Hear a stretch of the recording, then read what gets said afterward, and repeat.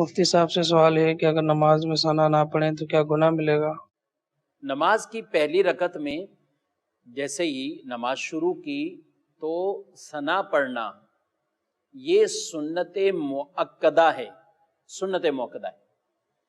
اور اسے بلا ضرورت اس کا ترک کرنا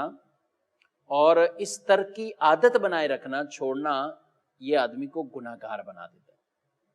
لہذا جو ثنا نہ پڑھنے کے عادی بنے ہوئے ہیں تو وہ یہ سنت مؤکدہ کو چھوڑ رہے ہیں، اور سنت مؤکدہ کے چھوڑنے کی عادت یہ انسان کو گناہ گار بناتی ہے۔ تو اس لیے اپنی عادت قطعاً یہ نہیں بنانی چاہیے، بلا ضرورت اس کا ترک ہرگز نہیں ہونا چاہیے۔ ہاں کبھی ضرورت ہوتی ہے، مثلا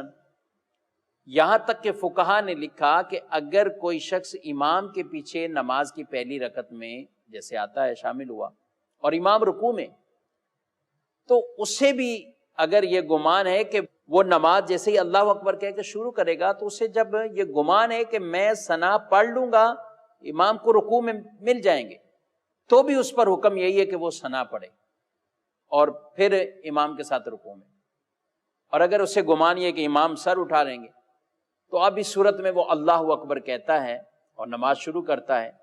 اور پھر اپنی دوسری تکبیر کہہ کر رکوع میں ساتھ امام کے مل جاتا ہے۔